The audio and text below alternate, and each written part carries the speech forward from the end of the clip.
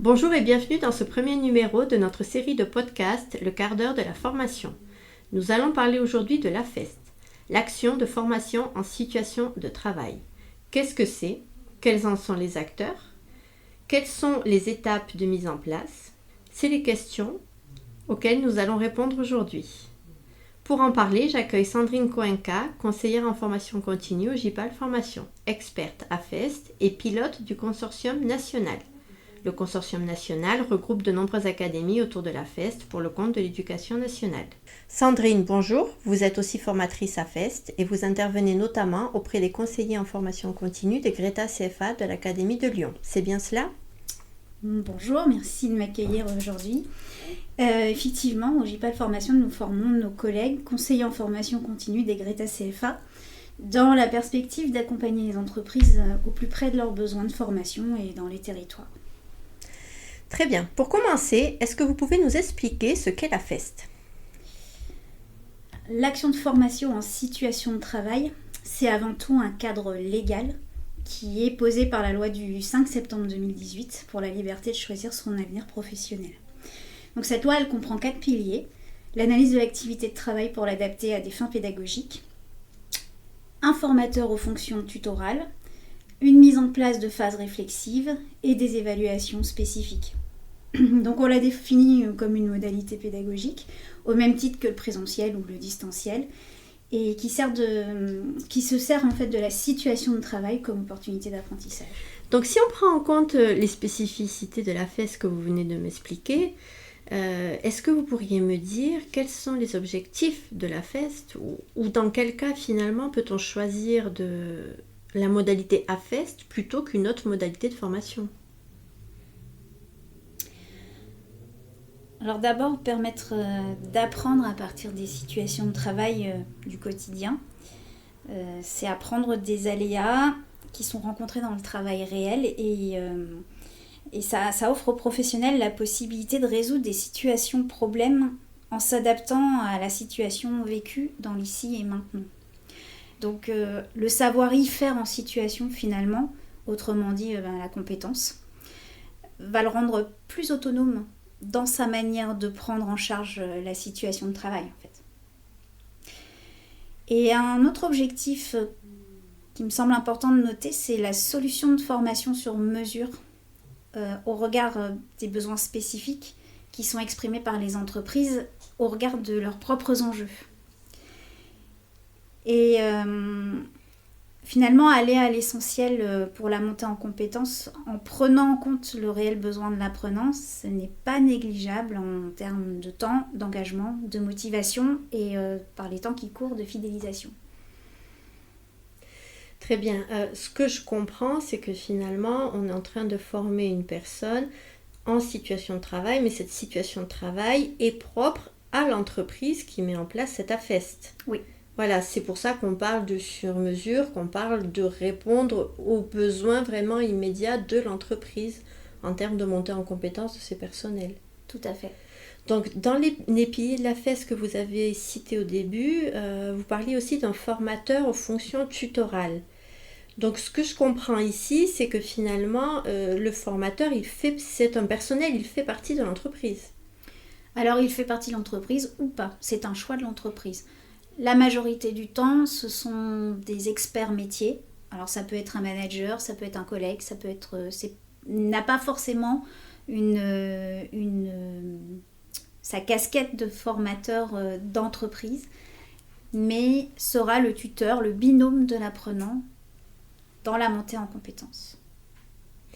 Alors, dans le cas où le formateur fait déjà partie de l'entreprise, l'apprenant aussi fait partie de l'entreprise puisque c'est un personnel qu'on veut former.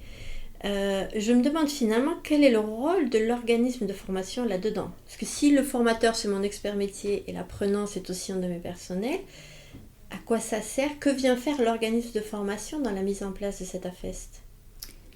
Alors je peux vous répondre en deux temps. La première chose, c'est que l'organisme de formation est un externe qui va venir regarder avec un regard un peu différent, peut-être un pas de côté, ce qui se passe dans l'organisation du travail, dans l'entreprise même, et qui va chercher à faire un diagnostic du réel besoin de l'entreprise. Le commanditaire peut avoir une idée précise de ce qu'il veut, mais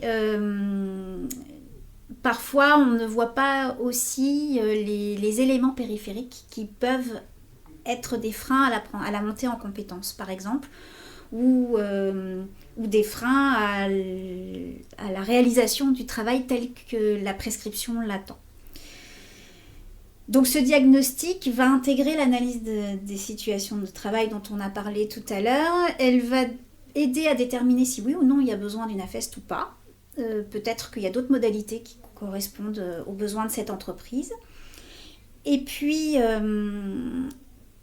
dans un second temps, le fait d'intégrer la formation en situation de travail, ou en tout cas la modalité situation de travail, c'est aussi pour l'entreprise apprendre à s'ajuster, à répondre à s'adapter à ses réels besoins au moment où ils arrivent. Donc aujourd'hui, l'OF, l'organisation de formation, va l'accompagner dans cette méthodologie. Mais une fois que la méthodologie est acquise, le formateur, lui, le tuteur en entreprise, il est formé, il peut accueillir d'autres nouvelles recrues, d'autres montées en compétences au sein même de l'entreprise et contribuer à faire de cette entreprise une organisation apprenante. Faire d'une entreprise une organisation apprenante, c'est plus une fin en soi que la FEST en fait, en elle-même. Et donc, ça lui permet d'être plus flexible. Aujourd'hui, les transitions que nous connaissons, les multiples transitions proposent de nouveaux défis aux entreprises. Ça, c'est une des solutions possibles d'adaptabilité, de flexibilité et d'autonomie pour l'entreprise. Très bien. Je pense que c'est d'autant plus une solution possible et parfois peut-être même la seule solution. Parce qu'il y a parfois les besoins des entreprises évoluent plus vite que le monde de la formation certifiante, pour ainsi dire. Et certaines entreprises peuvent avoir une problématique de se dire il n'existe pas un diplôme ou une certification qui permette à mon personnel d'obtenir les compétences dont j'ai besoin. C'est vrai. Il est souvent, on entend souvent en tout cas le fait qu'il y a une inadéquation entre les offres des écoles ou des organismes de formation et les besoins réels de l'entreprise parce que le monde va très vite, le monde est complexe et que les métiers évoluent ou changent ou disparaissent complètement. Donc la FEST permet de répondre au plus juste à cela. Soit d'accompagner dans l'évolution. Par exemple, si vous avez un chauffeur routier à qui on demande aujourd'hui de l'éco-conduite, il va rester chauffeur routier, mais comment on fait de l'éco-conduite ? Voilà. Donc la FEST peut accompagner cela, sans pour autant révolutionner ou leur envoyer un an en formation pour refaire ce qu'il sait déjà faire. À côté de ça, les métiers qui se perdent, les métiers rares, les métiers où il y a où les départs en retraite, enfin les compétences qui se perdent sont aussi des cibles de la FEST parce que la FEST s'adapte, la formation en situation de travail aide à cibler exactement ce dont ont besoin les apprenants qui sont là, ici et maintenant, et ce que l'entreprise souhaite qu'ils soient en mesure de résoudre comme situation problème, alors on ne parle pas vraiment d'exécution de tâches, mais de montée en compétences en tout cas. Oui, je comprends tout l'intérêt pour les entreprises. Alors justement, disons que je suis une entreprise, vous m'avez convaincue et je me dis, je vais mettre en place une AFEST. Vous m'avez parlé tout à l'heure d'un diagnostic, donc j'imagine que c'est la première étape.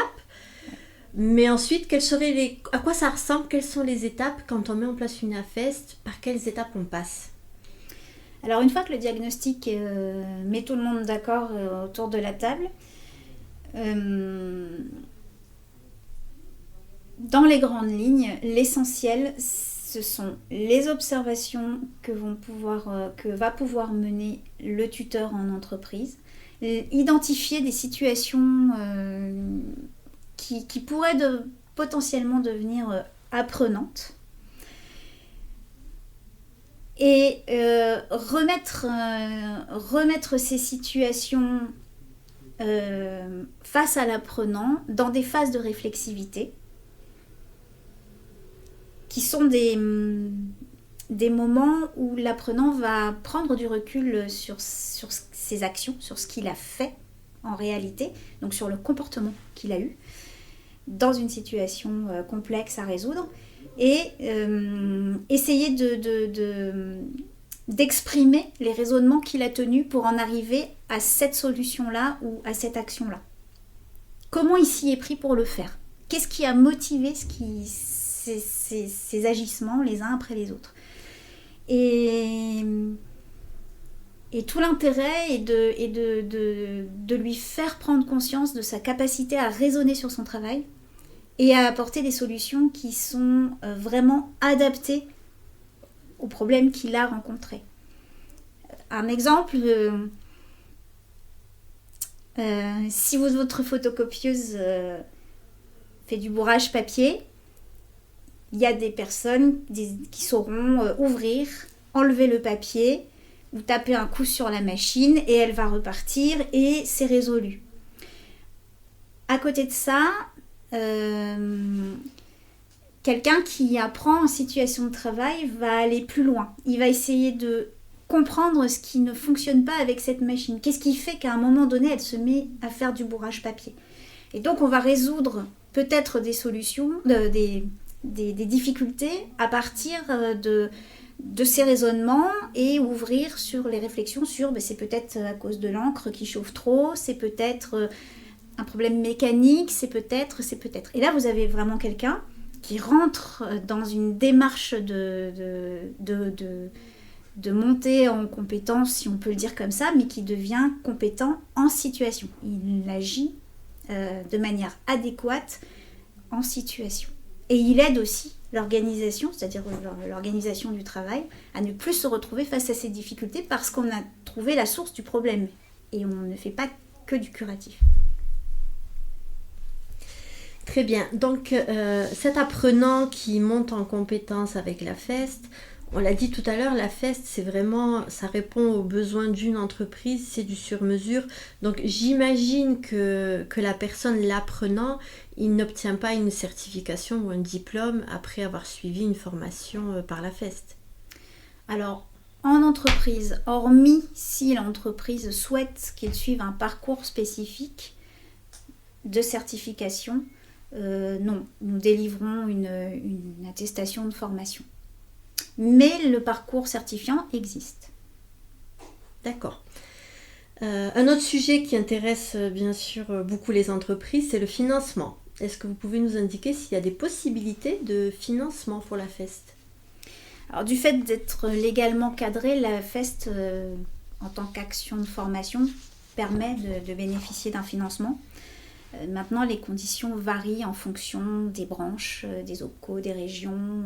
Il est plutôt conseillé de s'adresser à ces organismes-là afin d'avoir une vision plus précise de ce qu'il leur est possible de faire en montage financier. Merci. Nous arrivons bientôt à la fin de ce podcast. Pour conclure, est-ce qu'il y a autre chose que vous voudriez mettre en avant sur la FEST? Alors oui, il me paraît nécessaire de bien garder en tête l'idée que la FEST n'est pas forcément un dispositif de formation à part entière, mais une modalité pédagogique, et qu'en tant que modalité pédagogique, elle peut s'intégrer dans un parcours multimodal, avec du distanciel, du présentiel. Et ça permet aux entreprises une plus grande flexibilité dans les manières d'accompagner leurs collaborateurs sur le chemin de la compétence. Très bien, merci Sandrine pour cet échange très instructif sur la FEST. Notre premier numéro se termine. Merci à tous pour votre écoute. Si vous souhaitez en savoir plus sur la FEST, je vous invite à contacter votre Greta CFA de proximité. Je vous dis à bientôt pour notre prochain podcast du quart d'heure de la formation.